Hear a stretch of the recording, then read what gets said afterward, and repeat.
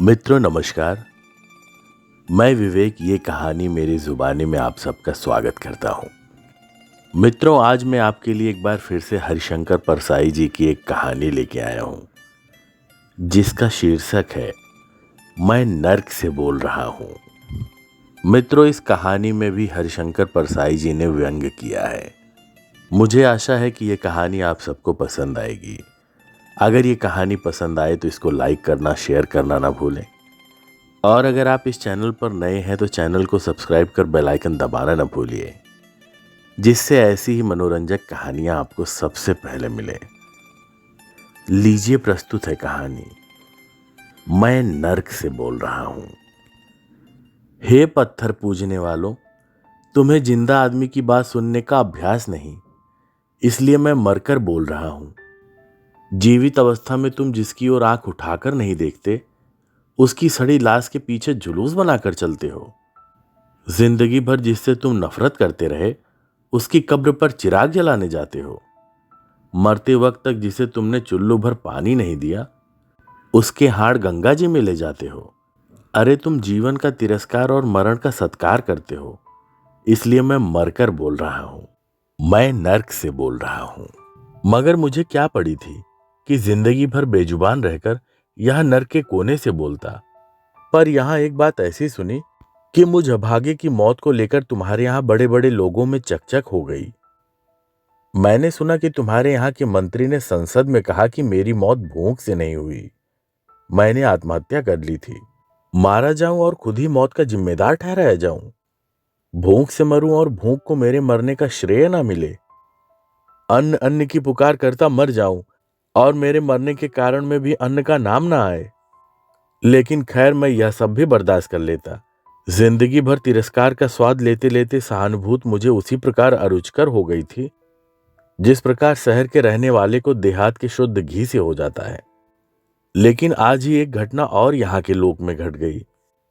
हुआ यह कि स्वर्ग और नर की जो दीवार अलग करती है, उसकी सेंध में से आज सवेरे मेरे कुत्ते ने मुझे देखा और कुरकुर करते प्यार जताने लगा। मेरे आश्चर्य और क्षोभ का ठिकाना न रहा कि मैं यहाँ नर्क में और मेरा कुत्ता उस ओर स्वर्ग में। यह कुत्ता मेरा बड़ा प्यारा कुत्ता, युधिष्ठिर के कुत्ते से अधिक। जब से मेरी स्त्री एक धनी के साथ भाग गई थी, तभी से यह कुत्ता मेरा संगी रहा। ऐसा कि मरा भी साथ ही, कभी मुझे छोड़ा नहीं इसने। बगल का सेठ इसे पालना चाहता था। सेठानी तो इसे बेहद प्यार करती, पर यह मुझे छोड़कर गया नहीं, लुभाया नहीं।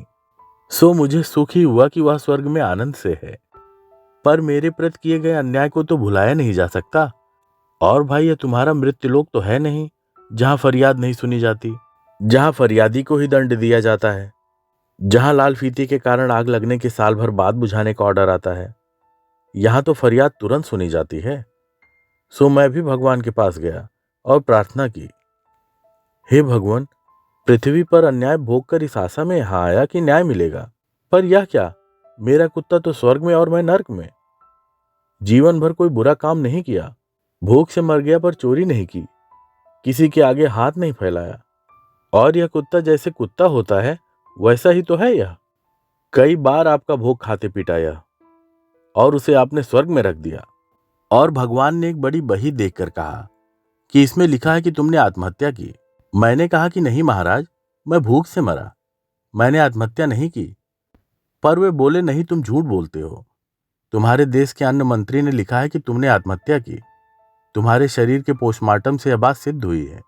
और भगवान आसमान से गिरते गिरते बचे जब मैंने कहा कि महाराज, ये रिपोर्ट झूठ है, मेरा पोस्टमार्टम हुआ ही नहीं।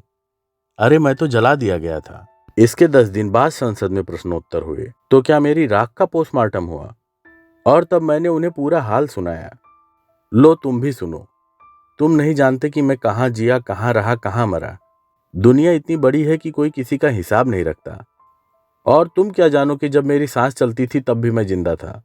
मैं इस अर्थ में जीवित था कि रोज मृत्यु को टालता था। वास्तव में तो मैं जन्म के पश्चात एक क्षण ही जीवित रहा और दूसरे क्षण से मेरी मौत शुरू हो गई।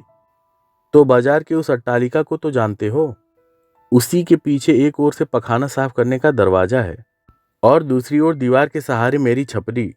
अट्टालिका का मालिक मेरी छपरी तोड़कर वहां भी अपना पखाना बनाना चाहता था। अगर मैं मर ना जाता तो गरीब आदमी की झोपड़ी पर अमीर के पखाने की विजय इन आंखों से देखता। बस यहीं झोपड़ी में रहा मैं।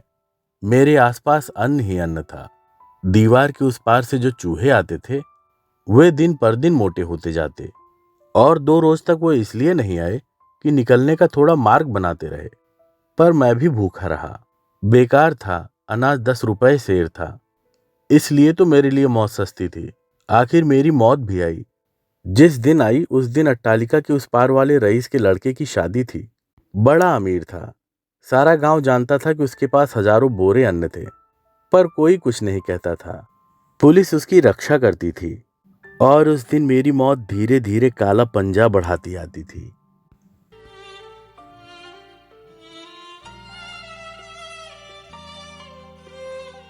मित्रों, ये थी हरिशंकर परसाई जी द्वारा लिखी कहानी मैं नर्क से बोल रहा हूं। मित्रों, इस कहानी में हरिशंकर परसाई जी ने व्यंग द्वारा समाज की दुखती नस पर हाथ रखा है। उन्होंने इस छोटी सी कहानी में ही समाज की असमानता को बड़े अच्छे से दर्शाया है, और यह बताने की कोशिश की है कि एक अमीर और एक गरीब की जिंदगी में कितना फर्क होता है। कोई सिर्फ दिखावे के लिए मरता है और कोई भूखे मरता है। आशा है आपको इस कहानी से बहुत बड़ी सीख मिली होगी। मित्रों, अगर आपको ये कहानी पसंद आई है तो इसको लाइक करें, शेयर करें। साथ ही हमारे चैनल को सब्सक्राइब कर बेल आइकन दबाना न भूलें, जिससे ऐसी अच्छी कहानियां आपको सबसे पहले मिलें और मुझे ऐसी कहानियां आपके सामने लाने का प्रोत्साहन मिले। तो कृपया इस चैनल को सब्सक्राइब करना मत भूलिएगा। धन्यवाद।